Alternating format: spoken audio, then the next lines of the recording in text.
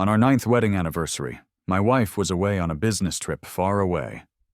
I quickly booked the earliest flight I could find because I wanted to surprise her. However, as I was sitting in a taxi right outside the airport building, I saw her. She had come back earlier than planned and was caught up in a passionate kiss with a man I didn't know. They were so focused on each other in that moment that they didn't even notice me sitting there watching them. Still holding on to a tiny bit of hope, I called her phone. "Remember our anniversary?" I asked. I watched her as she picked up the call. "Of course, I remember," she replied. "I even have a surprise for you." As I watched them wrapped up in what looked like a perfect hug, my feelings just became numb. "Perfect timing," I said. "I have a surprise for you too." After saying that, I slowly tore up the flight ticket in my hand and threw it into a nearby trash can. When Emily walked through the door later, I was in the kitchen frying an egg. She came up behind me and covered my eyes with her hands, her voice sounding playful and excited. "Guess who?" she whispered, her warm breath on my neck as she spoke. In the past, I would have played along and pretended I didn't know, but not today. I gently moved her hands away and carefully flipped the egg in the pan. I tried to act calm. Emily didn't seem upset that I didn't play her game. Instead, she happily pulled a gift box out of her suitcase. "Look, dear, your anniversary gift," she said cheerfully. I carried my breakfast over to the table, looking sideways at the gift box. I had seen that box before. She had offered it to that man at the airport, and he hadn't taken it. Now, suddenly, it was my anniversary gift. I didn't say anything, but Emily didn't seem to mind my silence. She came over and hugged me from behind, her voice sounding sincere and full of love, acting as if I hadn't seen her just the day before. "Happy 9th anniversary, dear," she whispered. "I can't believe it's been 9 years, and I'm still so in love with you." Her words made my heart feel heavy with sadness. 9 years. If I hadn't seen it with my own eyes, I would never have believed that the marriage I was so proud of, the one I thought was so strong, was actually so weak. Emily leaned in a little, looking for my reaction. I looked into her bright eyes, which were shining with an unrestrained smile. I managed to say, my voice a little rough, "Emily, do you really love me?" Emily's eyes opened wide, as if I had asked something completely unbelievable. "Of course I love you," she said right away without thinking. "I came back early just so I could spend our anniversary together. The team even complained about how fast I made them work. But luckily, I made it. Surprise! You have no idea how much they envy us. But dear, as long as we're happy, who cares what they think?" Her look seemed so real that I couldn't stop myself from letting out a sarcastic laugh. Her words used to sound so sweet and loving. They would have made me grin like an idiot before. Watching Emily talk on and on with excitement, I couldn't help but interrupt her happy talk. "But our anniversary was yesterday," I said. Emily's smile froze for a moment. She awkwardly scratched her head, but quickly started smiling again. "Oh, the time differences overseas got me all mixed up." Watching that smile, I felt a sharp pain of realizing the lie. I used to love seeing her smile. Emily handed me the gift box, as if it was something incredibly valuable. "Come on, open your gift," she urged. Under her eager eyes, I opened the box. Inside was a pair of men's underwear. Emily looked genuinely surprised when she saw it. I stared at the size tag. It was 2 sizes too small for me. It was very clear who the underwear was actually meant for. Emily frowned as she spoke. "The sales clerk must have made a mistake. I am never buying from them again." She seemed truly annoyed about the mix-up, but then her expression softened. "So," she asked with a smile, "where's my anniversary gift?" I told her calmly, I didn't have time to get one. The gift I had planned for her, the airplane ticket, was torn into pieces and was now sitting at the bottom of the trash can. She looked at me in surprise, since I was usually someone who cared a lot about special occasions and always made sure to get a thoughtful present. Emily suddenly looked like she had figured something out. "I know. No need to hide it," she said playfully, holding out her hand as if demanding it. Looking directly at her, I repeated, "I really didn't prepare anything." An uncomfortable silence filled the room after I said that. Finally, Emily broke the quiet and asked, "Didn't you say you prepared a surprise?" I glanced at the divorce papers that were in a file folder nearby, then looked back at Emily's seemingly sincere smile. Feeling a strange sense of amusement, I decided not to bring up the divorce just yet. I wanted to see how long this false act could go on. Before I could even respond, Emily nodded like she understood. "It's fine, dear," she said. "I get it. You probably got busy with work." As she offered me an excuse, I didn't correct her. If she wanted us to keep playing this game, I was willing to go along with it for now. I simply nodded with a small smile. Then Emily looked at me with a playful, slightly suggestive smile. "Did you miss me, dear?" Normally, her teasing like that would have made me feel excited and eager, but now it just brought up a confusing mix of disgust and nausea. Before I could respond, her phone rang. Emily shot me a nervous glance before answering it. "Hello? Okay, sure, I'll head over right now." Whatever was said on the other end of the call made Emily quickly rush to put on her shoes by the front door. "Work emergency," she claimed. "Some final details on the project need attention." She quickly kissed me lightly. "Stay put," she said. "I'll be thinking of you." I knew she was going off to meet that man, Alex, but I didn't say anything or show that I knew. I just agreed. Okay. After she left, I messaged the private investigator I had hired. I stood there staring at the wedding photo that was hanging in the living room. Memories flooded back. Emily and I had been married for 9 years. We had gone from being sweethearts in college to newlyweds, overcoming many difficult times together, yet never letting go of each other. Emily came from a difficult family situation. At our wedding, her family didn't give her any money or gifts for the marriage, and I ended up paying $20,000 as a sort of price to marry her. All of it was to help her get away from the difficult past of her family. I didn't think twice about finding the money for it. Emily had cried and told me back then that she would never disappoint me in her whole life, that I was her hope, the one who had saved her from a terrible situation. Looking at our wedding photo, my eyes felt watery. Maybe promises only truly matter when people actually keep them. Emily didn't come back home that night either. I held on to a very small bit of hope, thinking maybe I was just imagining things. Maybe Emily was really just working late at the office. But the photos the private investigator sent me crushed that hope completely. There she was, still wearing the same clothes from that morning, happily snuggled up close to a man, their fingers linked together. They looked just like any regular couple. I was told his name was Alex. He didn't have a notable background, had just finished college not long ago, and was only 23 years old. My fingers shook as I kept saying the number 23 to myself over and over. 23. A youth I couldn't possibly compete with.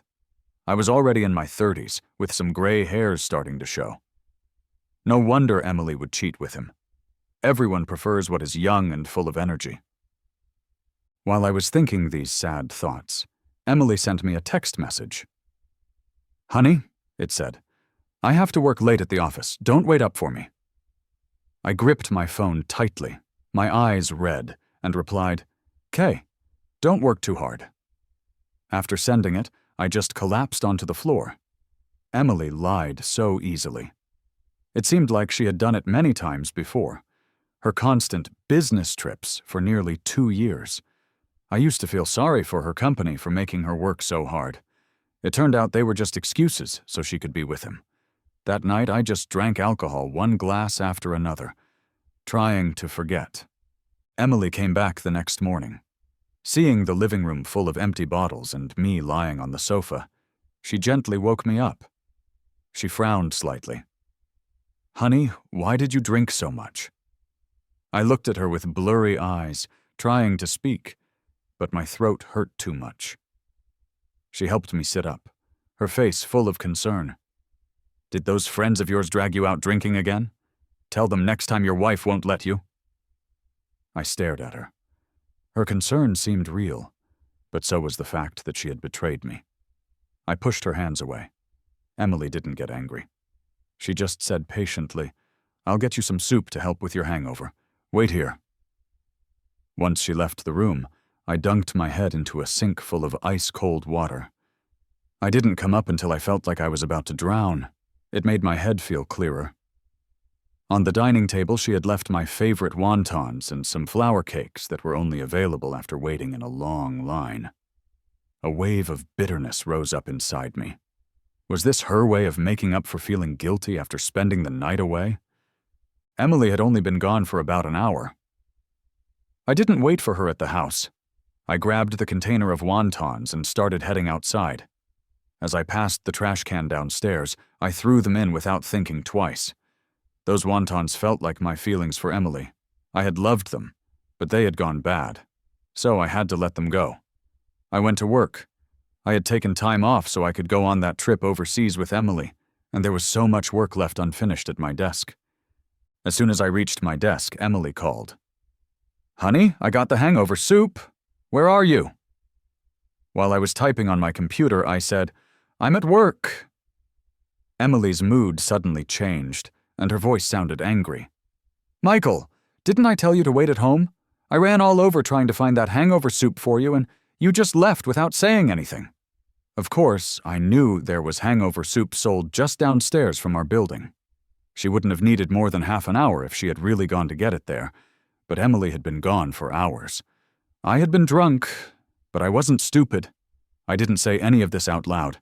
I just gave a simple, Emily seemed to realize her tone was too harsh and softened her voice. "Whatever. Just come home early tonight.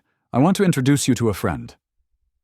After the call ended, I received a text message from Emily with the address of a restaurant.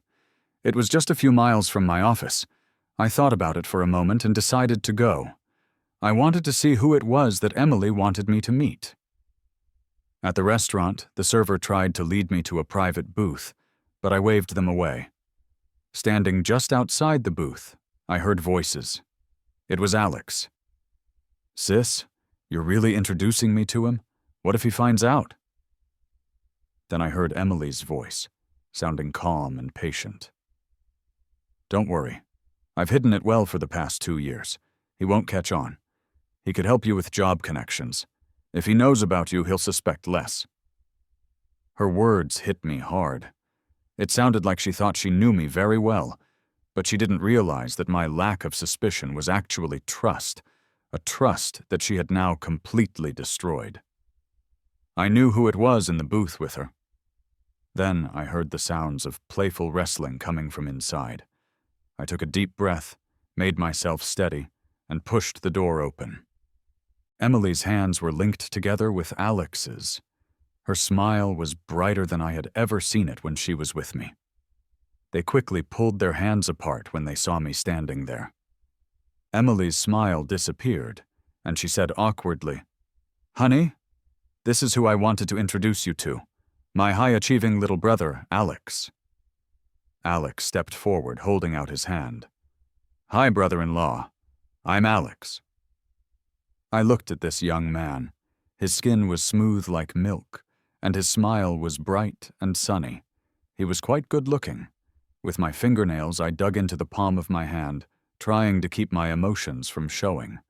I gave a small nod, not taking his hand. Alex awkwardly pulled his hand back. Emily quickly tried to make things less tense. "Let's just order," she said. She handed the menu to the server. After choosing the dishes she liked, she asked if there was anything else I wanted to order. Looking at the menu, I said, add a cilantro vermicelli soup." Emily heard me and almost without thinking said, "Alex doesn't eat cilantro." As soon as she said it, the room became completely silent. Seeing this, Alex quickly jumped in to break the tension.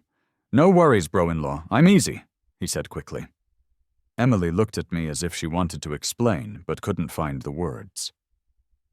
When the dishes arrived, Alex smiled at Emily and said, "Wow, you ordered all my favorites. You're the best."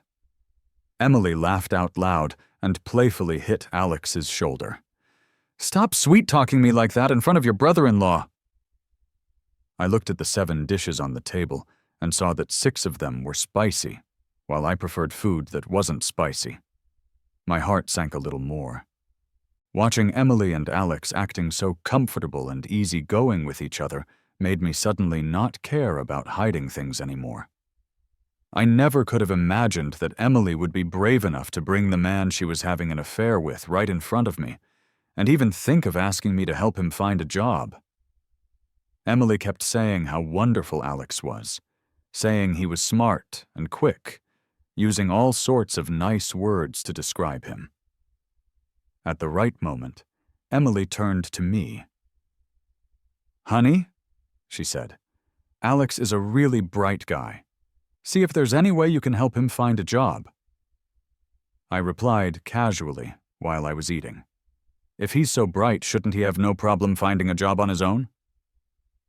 Emily didn't expect me to ask that, and hesitated, stammering, "Well, Alex has been really busy and hasn't gotten his college degree yet."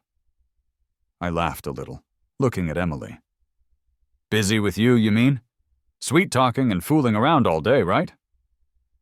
Just then, the owner of the restaurant walked into the room. Looking at Emily and Alex, he said jokingly, "Emily, bringing your little boyfriend for dinner again?" Emily's face suddenly turned very pale, and she said nervously, "Boss, stop kidding. Alex is just my brother. I have a husband."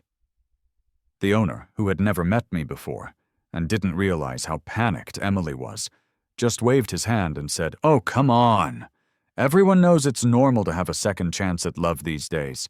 And a guy like Alex, every woman would want him."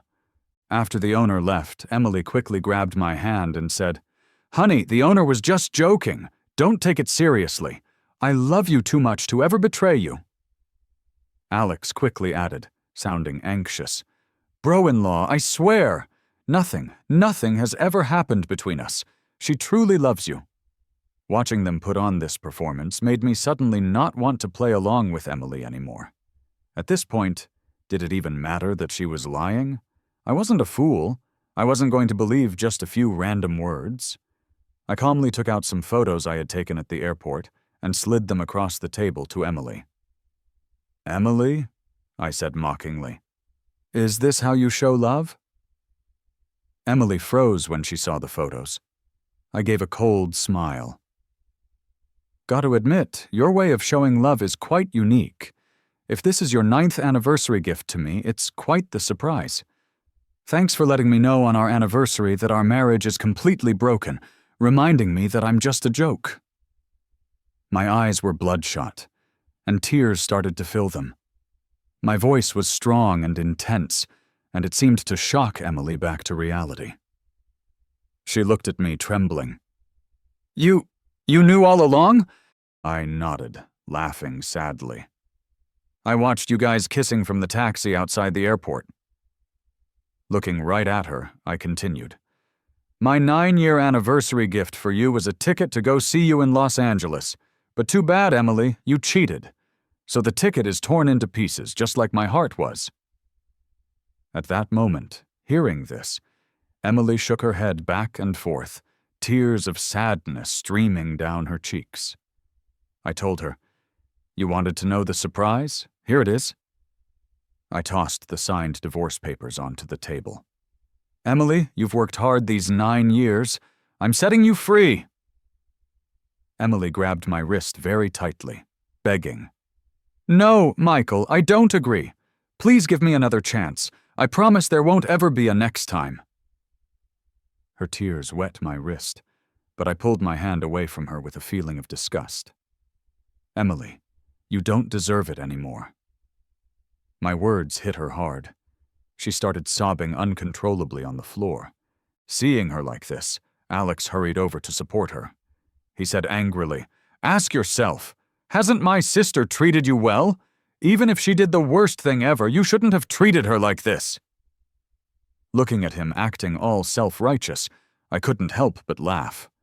Before I could say anything back, Emily pushed him away from her. Her voice was rough from crying as she shouted, "Do you need to get involved in things between my husband and me? What do you know? What right do you have to judge?" Alex froze, looking completely confused. "Sis, but he just treated you badly. Why are you defending him?" Emily's eyes became even redder, and her voice was heartbreaking. "Shut up," she yelled. "He's my husband, and we've been together for 9 years. Who else would I defend but him?" Alex hadn't expected Emily, who had just been acting so sweet with him moments before, to change like that. Hearing Emily say that made me chuckle sadly. So she did know that we had a 9-year relationship after all, but she still betrayed me. Emily looked up at me, her eyes pleading, her voice sounding urgent. "Please, Michael, I really can't be without you. It was just a moment of not thinking clearly in my heart. There is no one else but you." I looked at her, feeling full of mocking sadness. "No one else, huh?" I said. "Yet you ended up in bed with him." Hearing me say that, Emily grabbed my hand and pressed it against her chest, crying, "Michael, do you want me to tear my heart out and show it to you?" Alex was crying nearby. "Sis, I'm sorry. Are you coming over tonight?" Hearing Alex's words, Emily's face twisted in anger. "Get out!" she snapped. Alex's tears streamed down his face as he struggled to speak. "Sis, But Emily had lost all patience. She yelled at Alex, "I told you to leave. Haven't you caused enough trouble already?" Alex cried out something like an apology, then ran out of the restaurant, still sobbing. Emily didn't go after him. She just looked at me, with a hopeful look in her eyes. But this time I was determined to disappoint her. I turned my head away, struggling to speak because my throat felt tight. "From the very first day you started traveling so often, you should have seen this coming. Betrayal is either something that happens once, or it happens over and over, without end. Even if I could forgive you. The feeling of not being able to trust you is already there. There's no going back for us." She was sobbing uncontrollably, but I didn't feel sorry for her. I just thought that she had brought this on herself. If she really loved me, she wouldn't have hidden that she was sleeping with him for 2 years. Just thinking about it made my heart ache with pain. While I was eagerly waiting at home for her to come back, she was overseas with another man. All my honest efforts and feelings had turned into a cruel joke. Our marriage was filled with Emily's lies. The pure feelings we started with were long gone. I knew I could choose to ignore it all, but love is a feeling that wants to possess the other person completely. It is personal. I refused to share it, not even a tiny bit. Emily cried and then laughed sadly. "Michael," she said bitterly, "why are you blaming me so much for just one time? Are you just ignoring all the good times we had? Why are you being so heartless? Not even willing to give me one chance? I promise to change, I swear I will. Why can't you believe me?" I looked at Emily. I had initially wanted to end things with some dignity and privacy, but it was clear that wasn't going to happen. Our relationship was now embarrassingly out in the open. "Emily," I said, "are you sure it was just once? Over these 2 years, do you even know how many times you slept with him? How many times have you seen him since you came back?" I threw the photos the detective had taken up into the air. In a moment, all those intimate photos of Emily and Alex fluttered around us, like a cheap, sad show. Emily's face turned pale as she desperately tried to pick up the photos. Then she burst out crying very loudly. "I didn't care anymore. I just stood up and walked out of the restaurant. I thought, I should be the one who is crying right now. I had given all my love to Emily for 9 years. I had stopped traveling frequently just so I could spend more time with her. I never made her feel bad about not wanting children when she said she didn't want any. Right before I found out about her affair, I had canceled all my work plans just so I could spend our 9th anniversary together. But her betrayal was a heavy blow that completely shattered the beautiful dreams she had created, dreams that I had believed in. I wanted to ask her why. Why she had betrayed 9 years of love. Did she even remember the promises she had made? But I didn't ask, because I knew Emily had forgotten. She wasn't the same girl who would scream with happiness at just one rose anymore. I had to accept the truth. Our marriage had changed in a way that could never be fixed. I shouldn't keep living in our sweet memories from the past. People have to move on. You can't stay stuck in the past forever. At home, I started packing my bags. Tears fell without stopping when I saw our wedding photo. It felt like I couldn't stand anymore, and I collapsed to the floor, sobbing. I wasn't crying for the Emily of today, but I was mourning for what we used to be, for the marriage that was now lost. I remembered when we took that wedding photo. The love between us was real then. Emily saw an old couple in the park and said, "Hubby, we'll be just like them someday, growing old together." I joked back, "What's this? Planning to stay stuck to me forever?" Emily hugged me tightly and said, "Yes, hubby, I'm sticking with you forever. We will never be apart." Back then, I would never have imagined that the girl who promised never to leave would be the first one to break that promise. What was once beautiful now seemed tragically sad and meaningless. I wiped away my tears and continued packing. When I was ready to leave, I turned to look at the wedding photo again. This time I didn't cry. I climbed onto the table, took the photo down, and smashed the frame onto the ground. Glass shattered everywhere, just like our broken relationship. I took scissors and cut myself out of the photo. Every time I looked at the sweetness of our past in those pictures, it only made me feel more angry at Emily. Having done all of this, I turned my back without hesitation and dragged my suitcase out the door. I had lost any feeling of connection to that house and everyone inside it. On the drive, my phone kept ringing. It was Emily's special ringtone. I had set it like that so I would always answer her calls right away. But now, I just let the phone ring and ring, my face showing no feeling. I drove, ignoring the many messages that were flooding my screen. I was heading to another apartment I owned. It was meant for our future children, but since she didn't want any, it felt sad and empty, not used for its purpose. Without familiar decorations or familiar faces, I felt a strange sense of peace there. The air felt clean, much better than living in a house filled with lies, where I felt like I was almost suffocating. Lying back on the sofa, casually watching TV, Emily called again. She kept dialing the number over and over, as if she wouldn't stop until I answered. Finally, just as the call was about to go to voicemail, I picked up. There was silence on the other end, long enough for me to think the call had ended. Finally, Emily spoke, her voice rough from crying.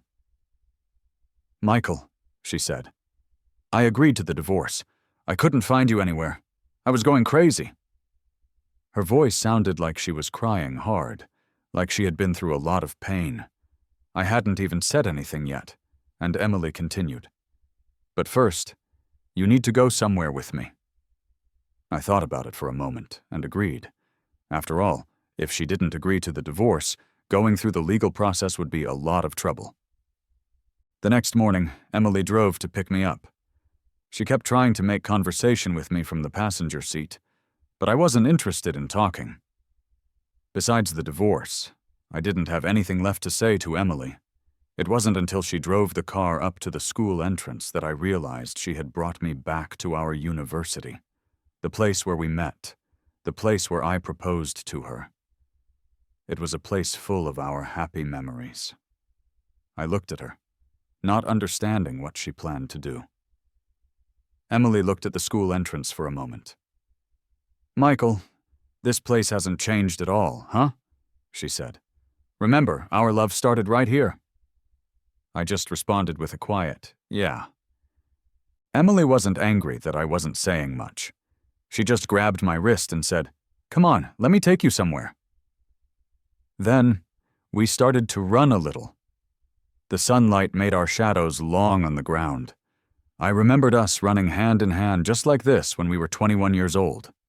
Now I was 31. Walking along, I noticed that the small trees we had planted had grown into tall, strong trees. Time certainly flies. I wasn't that young, romantic kid anymore. And we weren't us anymore, either. As we passed the playground, Emily looked at me with a big smile. She shouted, "Remember our graduation ceremony here? This is where you proposed to me." The memory of that bold moment came back into my mind. In front of all our classmates, I asked Emily to marry me. Back then, I truly thought she would be the person I spent forever with. Now, I just nodded. "Yeah, I remember. Even our teacher wished us well." I added, "Emily, we were so broke, we could only afford the paper to get married. But we still went for it." Then, Emily took me up the hill at the school. Once we got to the top, she stepped aside and pointed to a sign. "This is the place I wanted to show you," she said. I saw a fence that was completely covered with love locks. We had been here before, on the day I proposed. We had put a lock here and promised forever. Emily spoke up. "We put a love lock here. If you find it, I'll agree to the divorce. If you can't find it, it means the universe doesn't want us to separate. Please, Michael, give me one more chance." I looked at Emily, realizing that she wasn't ready to let go, but it was useless. Once a heart is completely finished, no amount of effort matters. Emily thought I wouldn't even bother looking, but she was wrong. I started searching carefully among the hundreds of locks on the fence. Emily's face turned pale as she watched me. "Michael," she said, "let's have a kid. A child could make everything better for us." I replied, still searching. "I want you to have a child because we love each other, not as a way to try and keep me tied down to you. I don't want my kid growing up and seeing things online about how their childhood problems started because of us. I want my kid to be happy, not stuck in constant arguments between their parents. Bringing a child into this situation isn't fair to them." Suddenly, it started raining heavily, but I was determined to find that lock.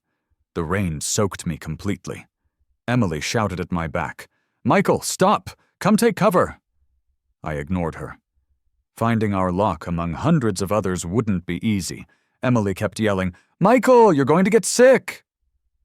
Seeing that I wasn't stopping, Emily rushed over to try and drag me away, but I pushed her off. "Leave me alone!" I yelled. "I will find that lock!" I wiped the rain off my face and continued searching. Emily broke down completely, yelling through her tears, "Fine, I'll give you the divorce. Can you please take cover now?"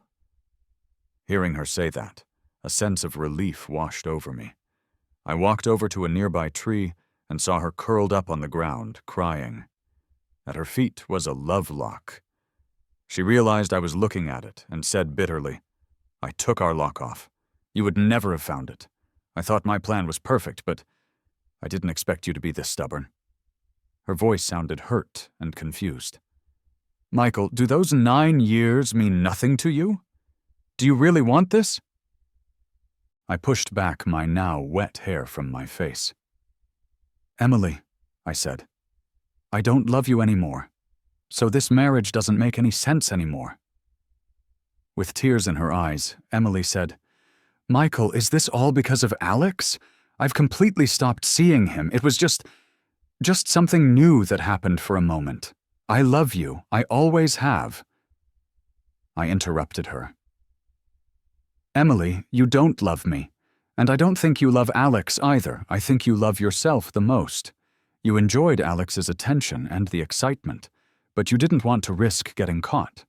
You loved my kindness and the stability I gave you, yet you couldn't resist temptations outside of our marriage. In love, you can't have everything you want at the same time, and I can't handle even a tiny grain of sand, a tiny doubt in our relationship." Emily started crying even harder. Her whole body was shaking. In the past, I would have hugged her tightly and tried to comfort her. Now I just stood by coldly. I no longer felt connected to Emily's emotions. Her happiness and her sadness no longer had any effect on me. The next day we went to the government office.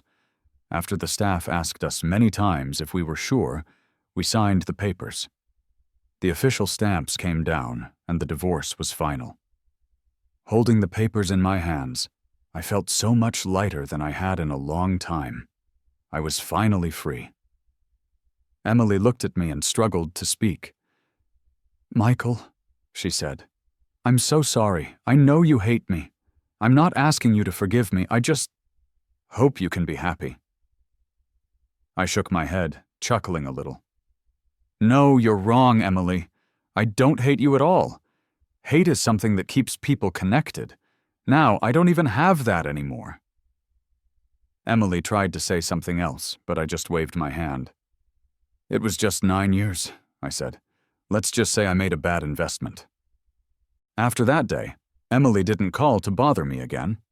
Instead, Alex reached out to me. I had no idea how he got my phone number. At first, I thought it was someone trying to trick me. When he said his name was Alex, it clicked in my head. It was him. He sounded tired and worried. "Please, Michael," he said, "give Emily back to me. You're not like me. You've got a great career, friends, and family. But me, I just have her in this city. Please, just let her go." I didn't understand why Alex was calling me. We were divorced. If he needed to find someone, it shouldn't have been me. I spoke coldly. "I'm divorced. You've got the wrong person." But Alex insisted I was the right person. He said quickly, "Since that day, she's blocked me everywhere. She won't see me, and I know it's because of you." I was surprised listening to Alex. It seemed like Emily really did stop seeing him completely. Just as Alex was trying to continue talking, I picked up my phone and said, "I can't control her actions. Goodbye." After that, I hung up the phone. Then I just went on with my work. I was doing very well at my job, and my boss promoted me again. I was now the assistant general manager. After my divorce, my career really started doing great. I managed to get a very big deal all on my own, and my boss praised me a lot for it. My salary increased quite a bit, making my colleagues feel jealous. Life was good. I would go out drinking with friends when I was in a good mood, and stay home and watch TV when I wasn't. Living by myself like this felt so comfortable. I decided to get a dog. While I was walking it, I met my current girlfriend. She lives in the same neighborhood as me. Since our dogs loved playing together, we started chatting here and there.